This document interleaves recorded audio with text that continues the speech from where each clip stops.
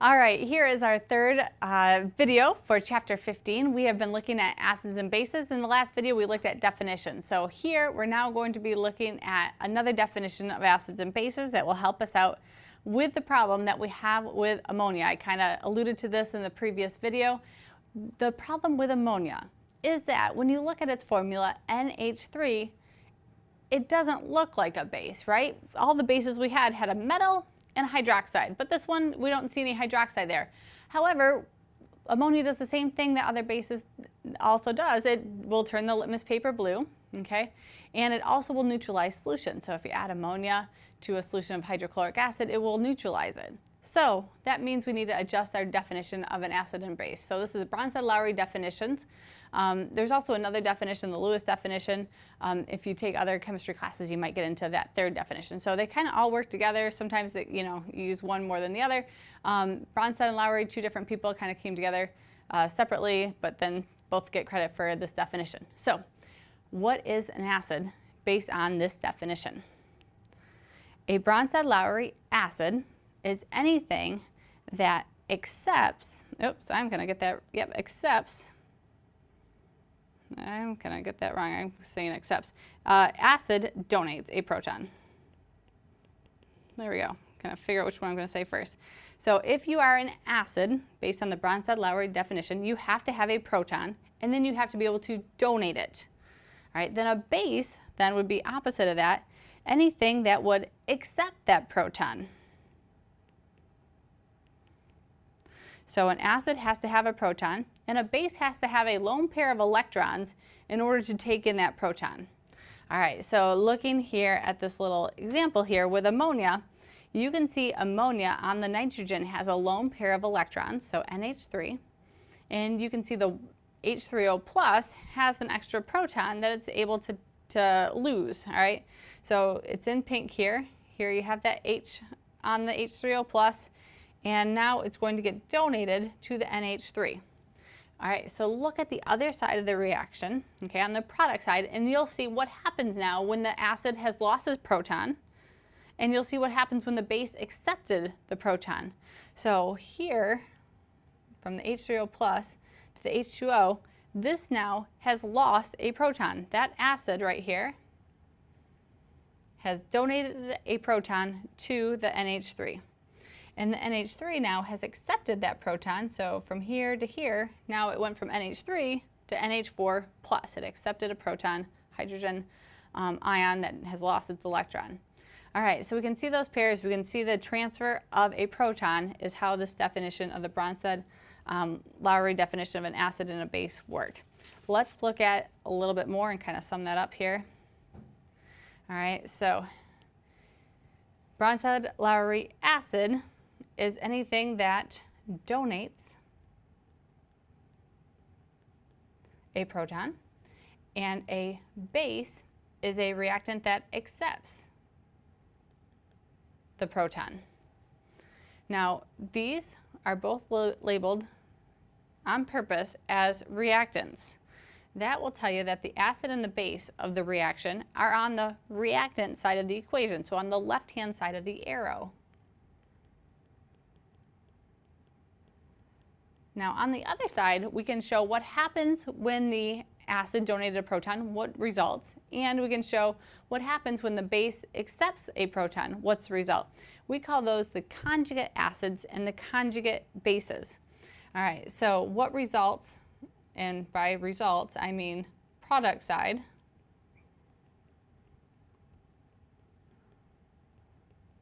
when the base accepts the proton. So now you have the base. On the product side now it's the base plus a proton, and so that we would call the conjugate acid. And then what happens when the acid donates a proton? What is left over? Now you have the acid with one proton less, and this we would call the conjugate base. So these conjugate acid-base pairs, okay, are just different in a proton. The acid has the proton, the base has lost the H plus, okay, that proton. Let's look at a couple examples here. So here is NH3 plus pH3 gives us NH2 minus and pH4 plus. Now, identify the thing that has donated a proton and identify what has accepted the proton, and then you should be all set to go. So I want to look from one side to the other at the pair, okay, that only differs in a proton. So if I'm going to first look at NH3, I'm not going to look at pH4 because NH3 and pH4, they differ in a proton, but they also differ in a nitrogen and a phosphorus. So I only want to look at the two things that only differ in a proton. So that would be the NH3 and NH2 minus. Who has the proton and which one doesn't have it? Okay, so you can see NH3 has the extra proton and now it has gotten rid of it. So that means that NH3 is the acid in this case.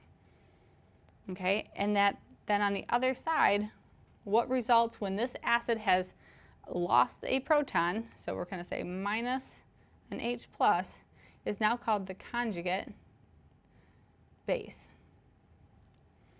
All right, we can look at the other thing here. All right, we can look at the pH3. And now if we already have labeled our acid, we probably can make a guess that pH3 is going to be the base.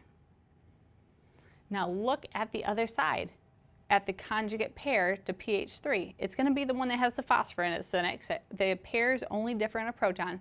We go from pH3 to pH4 plus. Well, what changed between the reactant to the product? What did it gain or what did it lose? It went from a pH3 to pH4 plus. That tells us that it has gained a proton.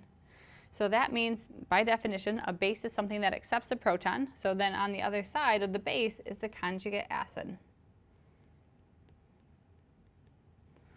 All right, we can probably do the next ones again. This is the one we were looking at with NH3 here. NH3, what do you want to look at on the other side? You want to look at the pair that only differs in a proton. So I'm going to compare these two.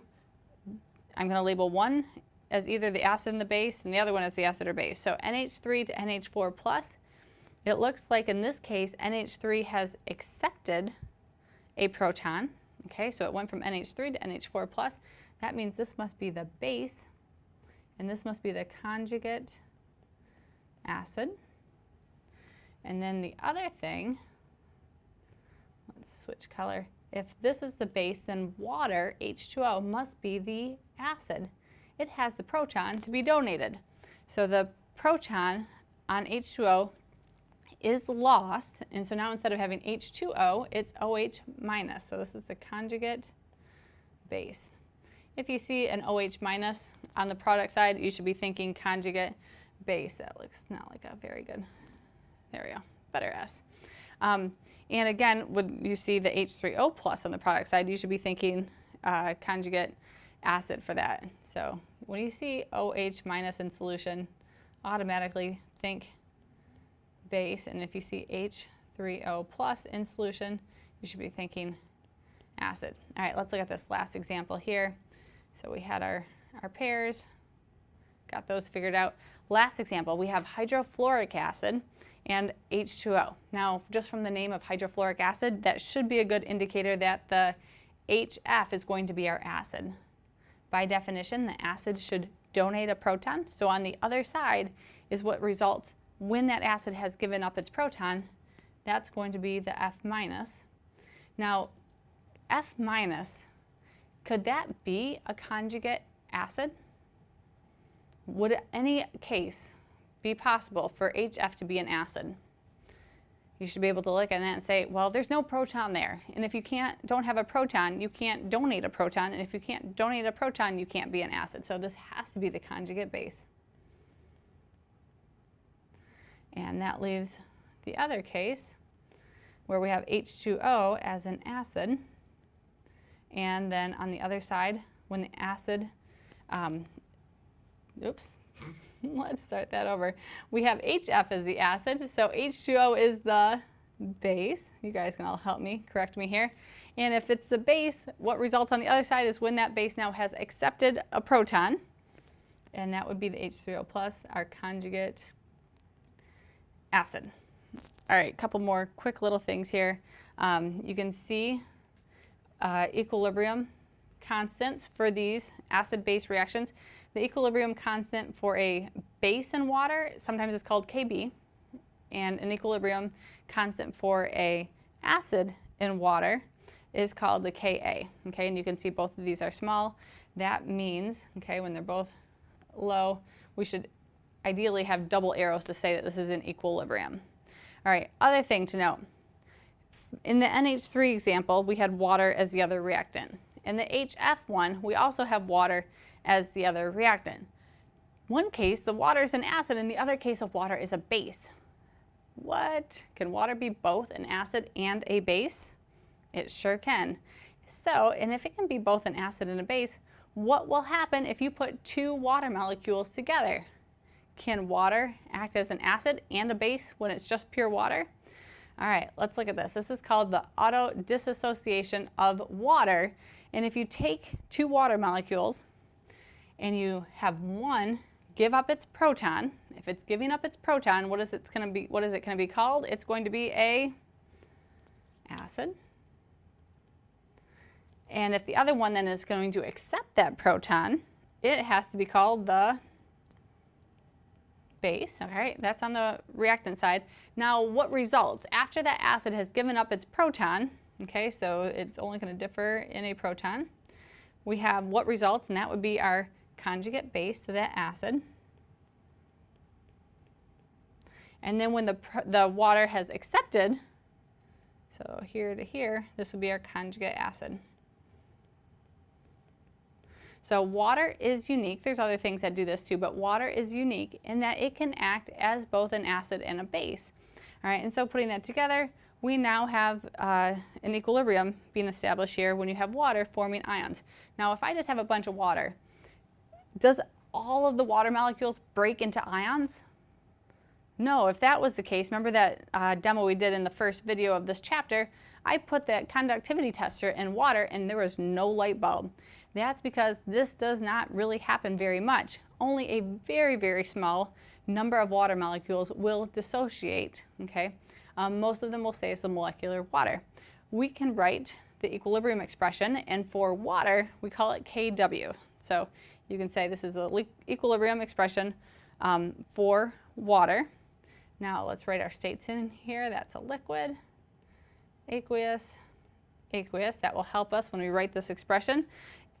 Equilibrium expression is products over reactants. And you have to think about the phases, because if it's a liquid, we ignore that. So we're going to end up having the equilibrium expression is the concentration of OH minus times the concentration of H3O plus. And then we would leave off the water divided by the water liquid. All right, so what is this value going to be? We have talked about how this is very reactant favored. Only a small amount of the water molecules would come together and dissociate. And so would this value be big or small? And this is based on a temperature. It's constant at a certain temperature. You should say, since this is very reactant favored,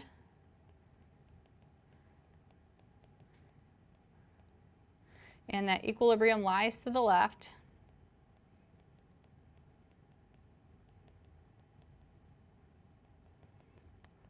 Kw is small. And it's not just small, I would say very small. You want to know this value? It's a constant, so it can be measured, and it will be constant no matter if the hydronium and hydroxide ion concentrations change. It will still be constant at 25 degrees Celsius, and that number is 1.0 times 10 to the negative 14. Remember, with equilibrium expressions here, you don't put a unit there. We'll keep going with that. So this is very small, probably something you want memorized, although I think I do give it to you on the exam, but you want to memorize this. This is now a relationship between hydronium and hydroxide ion concentrations in any aqueous solution. So if you know one of them, you can solve for the other one. If one goes up, okay, in order for this to still be a constant, the other one must go down. Okay, they're kind of still, when you multiply them together, they will be equal to 1 times 10 to the negative 14. All right, moving on then, let's look at them and be able to identify solutions based on their hydronium and hydroxide ion concentration as acidic, neutral, and basic. All right, first off, when they're equal to each other, we said that Kw is equal to the concentration of the hydronium ion times the concentration of hydroxide, which is 1 times 10 to the negative 14. All right, this we said is a constant. And let's look at our first case where they're equal to each other. If they are equal to each other, that means you have a neutral solution. Your acid and your base have canceled each other out. The concentrations of those two species would be equal. Now we can probably solve for that, right? Okay, so if we say this is now equal to 1 times 10 to the negative 14, and these are equal to each other, I'll call them both x, all right? X squared is 1 times 10 to the negative 14. To get x by itself, take the square root of those, and x equals 1 times 10 to the negative 7 molar. So add a neutral solution, the hydronium equals hydroxide, which equals 1.0 times 10 to the negative 7 molar. And then you can use that to now compare, okay, that number. If your hydronium is greater than that, okay, so that would be the example over here. The hydronium, here's the line where they're neutral. If the hydronium is greater than that and the hydroxide is less than that, you have a solution where you have more H plus than OH minus. That would be acidic solution.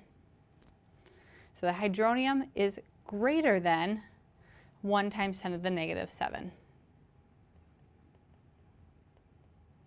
Then in a basic solution, you have more OH minus. Okay, so here's that line of where they're equal. You have more OH and you have less H3O plus. So a basic solution, concentration OH minus is greater than hydronium, and then your base OH minus must be greater than 1.0 times 10 to the negative 7. All right, and then here you go. Here was neutral water example. If you have 1 liter of water and it's neutral, your concentration of hydronium equals your concentration of hydroxide, and they're both equal to 1 times 10 to the negative 7. All right, so this equation right here, this main equation, relates two variables, hydronium and hydroxide, to a constant. You can now use that when you're trying to solve for one of them. If you know hydronium, you can solve for hydroxide. If you know hydroxide, you can solve for hydronium using this expression. So this relates those two. All you need to do is manipulate your equation to get the one that you want to solve for. So for example, if you need to find OH minus, get OH minus by itself. Divide both sides by H3O plus. That cancels out over here. And divide it by over here too, H3O plus. All right, and you have that equation right there. And then you plug in your H3O plus and you are good. Let's do an example. A solution says your hydronium is 1 times 10 to the negative 5. What would be the OH minus concentration? All right, work out the equation first.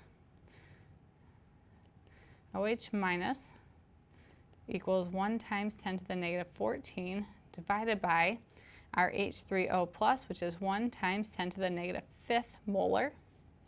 And then you can get your calculators out. However, you should be able to kind of do some of these shortcuts in your head, especially when they're factors of 10 here. We have times 10 to the negative 14 divided by times 10 to the negative 5th. When you have exponents and you're dividing by them, do you remember what the rule is? You end up actually subtracting them. Okay, so this would be equal to 1 times 10 to the, and then you take negative 14 minus negative 5, which would be negative 9. So 1 times 10 to the negative 9th. So exponents, you take negative 14 minus negative 5, which is plus positive 5, which is negative 9. So that's how I did that. And then concentration is what we're solving for here. You see OH minus in brackets, which means once you solve for concentration, we should put a unit there of molarity. You can write big M or you can write M moles per liter, either way. All right, based on this, is this solution acidic or basic? We have our OH minus concentration equal 1 times 10 to the negative 9th molar. And we have our H3O plus concentration equal to, let's see, where was it again? 1 times 10 to the negative 5th molar. You need to compare these values, okay? You can compare them to each other, which one's bigger, or you can also then compare them to 1 times 10 to the negative 7. They would be equal to 1 times 10 to the negative 7 if they are neutral. So if they're greater than that, they must be, if the H3O plus is greater than that, which it is, this must be acidic. All right, so some students do get confused when they're thinking about these negative exponents. This is just telling you how many zeros you have before you get the number. So, you know, you have -5 versus -9. The -9 has a lot more zeros. That one's going to be a lot smaller.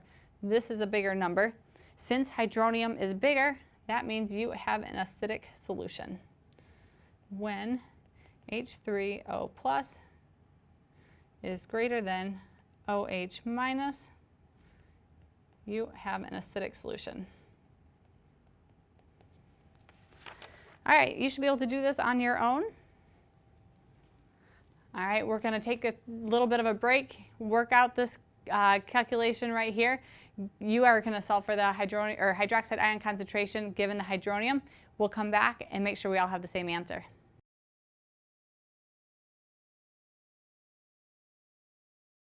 All right, hopefully you have the same answer that I have gotten when I plug this in. I know that I can solve for hydroxide ion concentration using the Kw equals hydronium times hydroxide. I got hydroxide by itself.